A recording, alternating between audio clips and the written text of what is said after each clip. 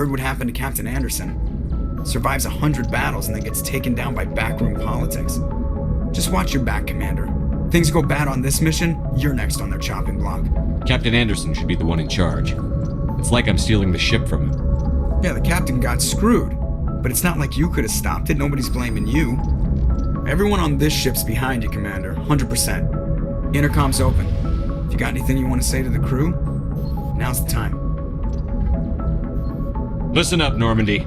This is your commander speaking. We have our orders. Find Saren before he finds the conduit. And I refuse to let anything get in the way of that mission. The Council wants to ignore this. That's no surprise. They've never helped us in the past. No reason they'd start now. But we don't need their help. We can do this on our own. Wherever Saren goes, we'll follow. Wherever he searches for the conduit, we'll be there. We will hunt him to the very ends of the galaxy and bring him down. None of the other species has the guts, grit, or balls to deal with this. So it's up to us. We're the only ones who can stop Saren. I swear to you all, we will stop him. Well said, Commander. Captain will be proud. Fancy speeches won't stop Saren from finding the conduit. If we really want to make the captain proud, we better get this bird in the air. Yes, sir.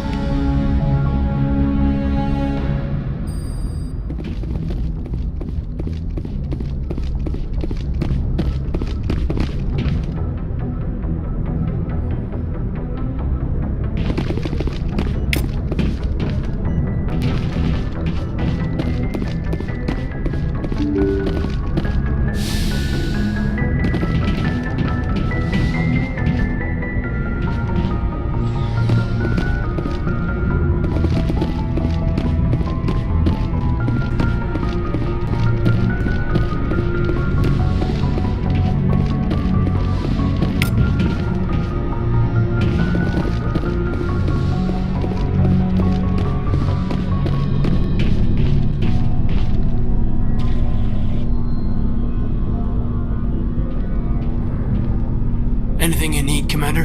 What's your opinion on the last mission? I don't see how we could have done things any better. At least not without getting to Eden Prime sooner. And we were on the scene faster than any other Alliance ship could have been. Just trying to get a sense of where the crew's at. Thoughts? I've wasted enough of your time for now, Commander. We'll have time for personal debriefings later. We'll talk another time, Lieutenant. Commander?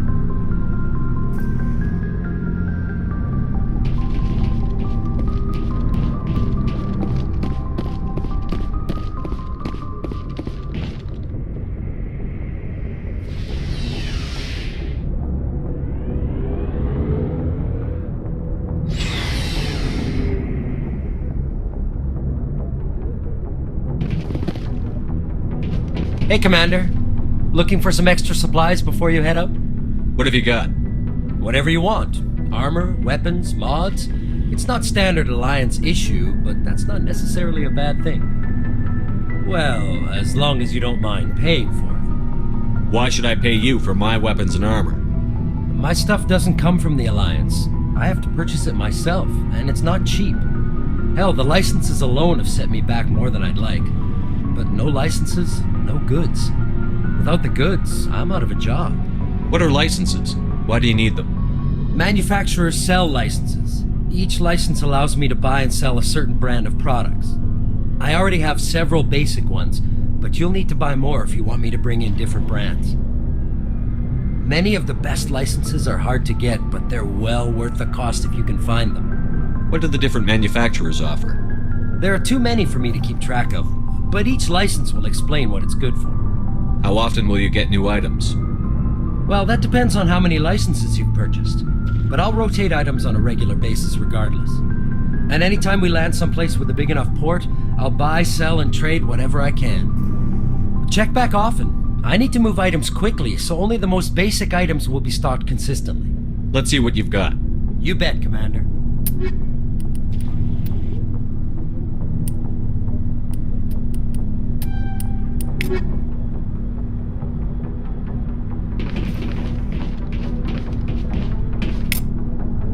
Thanks for bringing me on board, Commander. I knew working with a Spectre would be better than life at CSEC. Have you worked with a Spectre before? Well, no, but I know what they're like. Spectres make their own rules. You're free to handle things your way. At C-Sec, you're buried by rules. The damn bureaucrats are always on your back. Being a Spectre does have its advantages. Exactly my point. If I'm trying to take down a suspect, it shouldn't matter how I do it, as long as I do it. But C-Sec wants it done their way. Protocol and procedure come first. That's why I left. So you just quit because you didn't like the way they do things? There's more to it than that. It didn't start out bad, but as I rose in ranks, I got saddled with more and more red tape. C-Sec's handling of Saren was typical. I just couldn't take it anymore. I hate leaving. You did the right thing. Life's too short to sit around waiting for things to happen. Yeah, you're probably right. Either way, I plan to make the most of this. And without C-Sec headquarters looking over my shoulder, well, maybe I can get the job done my way for a change. As long as you do your job well, you're free to go about your business as you see fit. Thank you, Commander.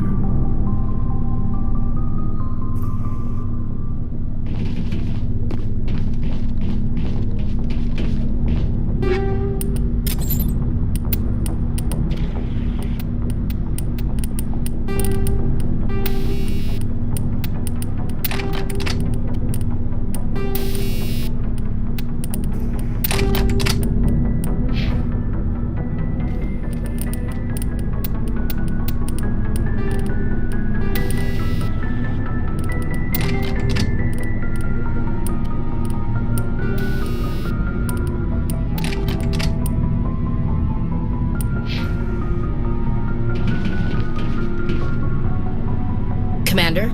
What's your opinion on the last mission? Kinda wish you'd got there sooner, Commander. No offense, I appreciate the rescue. I just wish... They died, you lived. That happens in this job. Yes, Commander. Believe me, I understand that. If I had been more alert, we wouldn't have been cut down by an ambush. The answer seems plain enough to me. Be more alert. Aye, aye, Commander. I'll make sure it doesn't happen again. Do you have a few minutes to talk one-on-one? I'm sorry, Commander. I need to get my duty squared away. I wouldn't mind talking more later, though. Dismissed, Chief. Sir.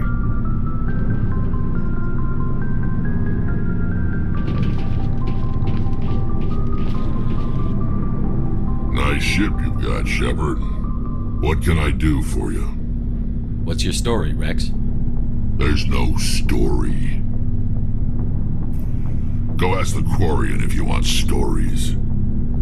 You Krogan lived for centuries. Don't tell me you haven't had a few interesting adventures. Well, there was this one time the Turians almost wiped out our entire race. That was fun. They tried the same with us, but we fought them off. It's not the same. It seems similar enough to me. So your people were infected with a genetic mutation? An infection that makes only a few in 1,000 children survive birth? And I suppose it's destroying your entire species?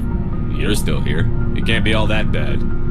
I don't expect you to understand, but don't compare humanity's fate with the Krogan.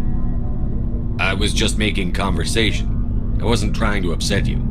Your ignorance doesn't upset me, Shepard.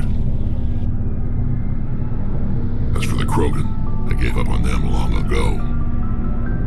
The genophage infected us, but it's not what's killing us. What can you tell me about the genophage? Ask the Solarians if you want details. They made it.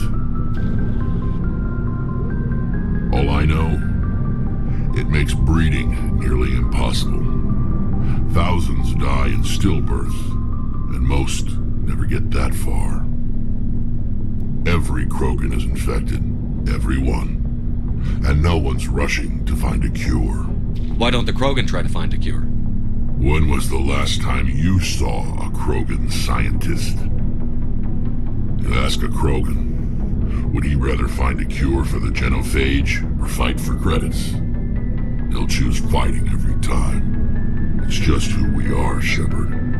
I can't change that. Nobody can. Are your people really dying? We're sure not getting any stronger. We're too spread out. None of us are interested in staying in our own system. Lots of species have left their homes and prospered. But they go to colonize new worlds.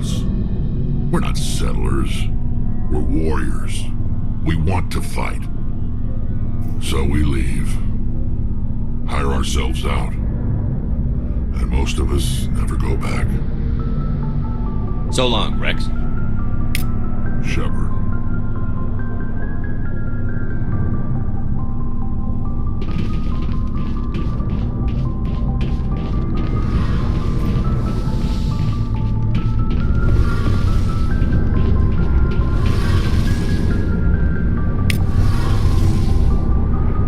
Hey, Commander, you know that Quarian, Tally?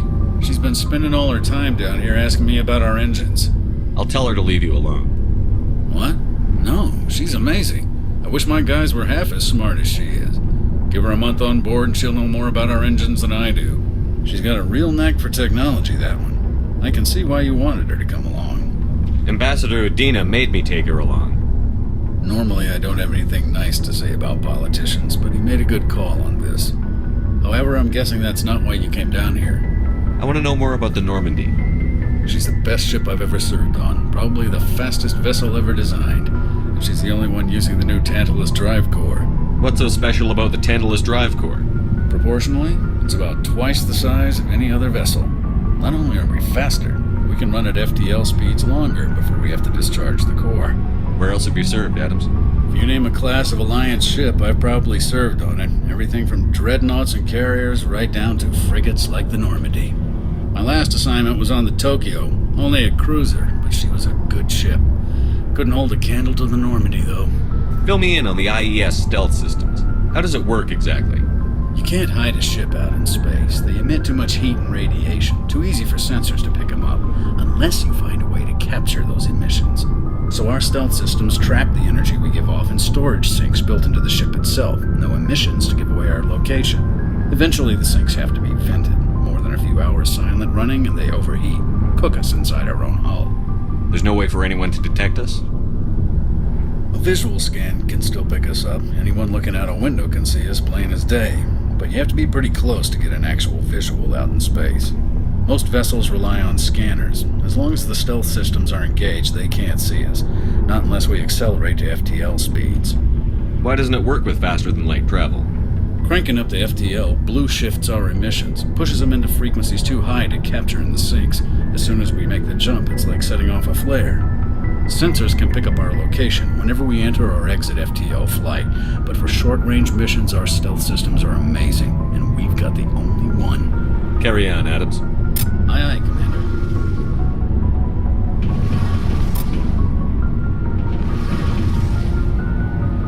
Your ship's amazing, Shepard. I've never seen a drive core like this before. I can't believe you were able to fit it into a ship this small.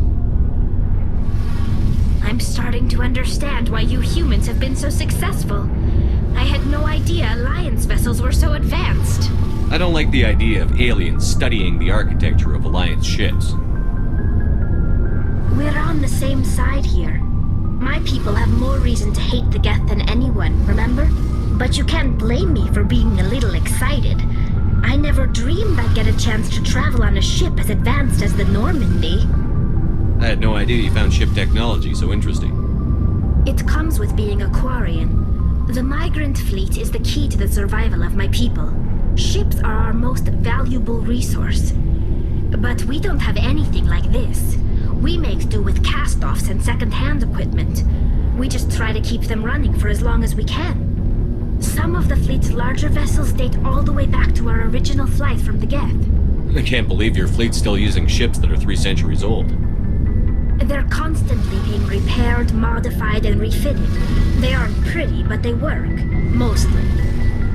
We've tried to make ourselves as independent as possible on the flotilla, grow our own food, mine, and process our own fuel. But some things we just can't make on our own.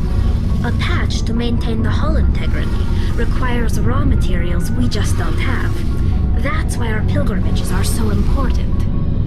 I want to know more about the pilgrimage. When my people reach maturity, we leave our birth ships and seek acceptance with a new crew. It's necessary to maintain genetic diversity among the fleet. But no ship wants to accept someone who will be a burden on them. So, to prove our worth, we embark on a pilgrimage. alone, leaving the flotilla and our families behind us. We only return once we have found something of value we can bring back to the fleet. This is presented as a gift to the captain of the respective ship we wish to join. If the gift is accepted, we are welcomed into the crew. I can't believe they just send you off alone. It's not like they just cast us out. Before we leave, we are given lessons in how to survive outside the flotilla, and given gifts to help us on our journey. We also receive implants to fight off sickness and disease. Generations of living in an isolated and highly controlled environment have left our immune systems weaker than most. By the time we leave the fleet, we are well equipped for the pilgrimage. This is a rite of passage for all Quarians. If it were dangerous, our numbers would suffer. Virtually every pilgrimage ends with a triumphant return and the ritual presentation of the gift to one of the fleet's captains. Can a captain choose to reject the gift? That doesn't happen often. Most captains are eager to increase the size of their crew. It increases their own standing in our society.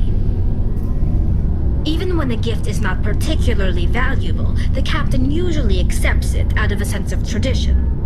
However, there is a stigma to presenting a substandard gift. It's not the best way to make a good impression on a new community. Most pilgrims don't return until they find something worthwhile. I want to talk about something else. Like what? I want to know more about the Geth. I doubt I can tell you anything you don't already know. It's been almost 3 centuries since they drove my people into exile. All I know is the story of their origins, what they were when we created them, and how they turned on us. Interesting. The Geth were originally created to serve as an automated manual labor force. Initially, their intelligence was as limited as any VI. Over time, we made small modifications to their programming to allow them to perform more varied and complex tasks, bringing them closer and closer to true AI status. How come the Council didn't step in and stop you? This wasn't true AI research. We may have been skirting the bounds of the law, but we never did anything that was actually illegal. The changes were so insignificant, so gradual, that we were able to control them. Or so we thought. But one thing we underestimated was the power of the neural network. 1 million Geth thinking simultaneously created an inherently unstable matrix. So, the Geth share brain power? Many of the Geth's logic systems were designed to work in concert with other nearby Geth. Basically, the more of them you have in the group, the smarter they are. So there's some sort of group consciousness? No, nothing like that. They cannot share sensory data or information. Their programming cannot handle that much simultaneous input. Each Geth maintains an individual awareness and identity. The neural network only operates on a process-based level. It's basically the synthetic equivalent of a subconscious. But when they're in close proximity, they can coordinate low-level functional processes, freeing up more capacity for original or independent thought. That doesn't make any sense. I'm probably oversimplifying. The Geth are incredibly advanced and complex creations. All you need to know is that they get smarter when they gather in large numbers. As we built more and more Geth, their effective intelligence became more sophisticated, more abstract. One day, a Geth began to ask its Quarian overseer questions about the nature of its existence. Am I alive? Why am I here? What is my purpose? As you can imagine, this caused a near panic among my people. I don't see what's so bad about those questions. The Geth were created to engage in mundane, repetitive, or dangerous manual labor. That's fine for machines, but it won't satisfy a sentient being for long. The Geth were showing signs of rudimentary self-awareness and independent thought. If the Geth were intelligent, then we were essentially using them as slaves. It was inevitable the newly sentient Geth would rebel against their situation. We knew they would rise up against us, so we acted first. A general order went out across all Quarian-controlled systems to permanently deactivate all Geth. The Geth responded to this order violently. You didn't really think they'd just let you destroy them without a fight, did you? The hope was that most of the Geth would still be little more than machines, incapable of organized resistance. But they had progressed much further than anyone anticipated. The war was long and bloody. Millions upon millions of Quarians died at their hands. In the end, we were forced to flee our own homeworld. We feared the Geth would pursue us, but they never came beyond the Veil. Now we drift through space, exile searching for a way to reclaim what was once ours. It's hard to feel sorry for you. Your ancestors tried to wipe out another species. We made a mistake when we created the Geth in the first place, but we did not make a mistake when we went to war against them. If we had not acted, they would have wiped us out. They're a synthetic life form. They have no use for organics. None. Why do you think they cut themselves off from the rest of the galaxy? Why do you think they've killed every organic being who's ever tried to contact them? They didn't kill Saren. What does that tell you? The Geth are not innocent victims in all this. They're the enemy. They want to destroy us. Not just the Quarians. All organic life. That's why they've joined up with Saren. And that's why we have to stop him. Tell me about your people. Our lives aren't easy. Resources are scarce, and we are constantly on the move. Everything we do must in some way contribute to the continuation of the migrant fleet. There are 17 million Quarians in the flotilla, and each of us relies on the others for survival. The bonds among my people are strong. Unfortunately, we have had to surrender many of the freedoms and civil liberties other species take for granted. What kind of freedoms? Well, it's illegal for parents to have more than one child. If our population grows too much, it would strain our resources to their breaking point. Of course, we also can't allow our numbers to become too few. If our population is in decline, the rule against single births is temporarily repealed. In extreme cases of population decline, incentives are even offered to encourage multiple births, though the Conclave hasn't had to take such measures in nearly a century. That's your government. The Conclave is our civilian branch of government. Each ship can elect a representative to serve on the Conclave and make decisions that affect the fleet as a whole. On matters that affect an individual ship, however, the captain has the final say.